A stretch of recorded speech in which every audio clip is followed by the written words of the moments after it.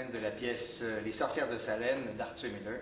Alors, je suis en compagnie de Pierre Gendron qui va jouer le rôle principal de John Proctor et de Mireille Léglin qui va jouer aussi le rôle principal de sa femme, Elisabeth. Ce que j'essaie toujours de faire, c'est trouver une œuvre qui, pour moi, représente l'humain. Vous savez, la comédie humaine, c'est pas pour rien.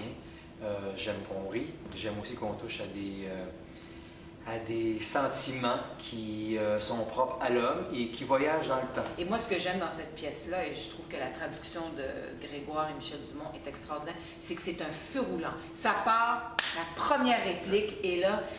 Et avec Les sorcières de Salem, ce que je trouve extraordinaire, c'est un fait vécu. En fait, c'est une histoire qui est basée sur des faits réels qui se sont passés à Salem en 1692. Et c'est ça qui est intéressant. En fait, c'est un classique. Ça se passe en 1692, mais c'est universel et c'est extrêmement actuel. Même la construction de la pièce, des fois, je la trouve supérieure au film. Des fois, je regarde le film. La pièce, on reste dedans, les gens rentrent dans la pièce, puis c'est un feu roulant qui est vraiment bien. Moi, ce qui me fascine, c'est avec les réseaux sociaux, avec toute l'information qu'on peut avoir aujourd'hui, on dirait qu'on a de la misère. Il y a tellement d'informations qu'on a de la misère à faire le vrai du faux. Ouais. C'est un peu ça la pièce. Et moi, ça m'affole les réseaux sociaux. C'est probablement pour ça que je ne fais pas partie de tout ça.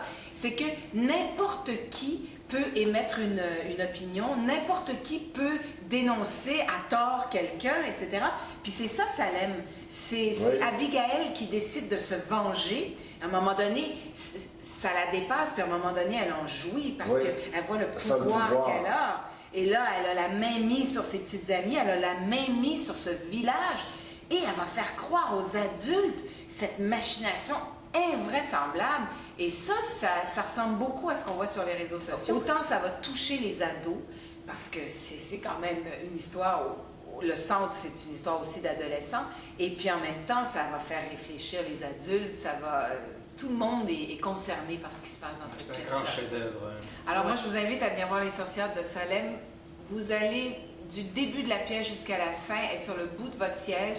Vous allez avoir peur, vous allez pleurer, vous allez rire, vous allez avoir des sentiments de toutes sortes.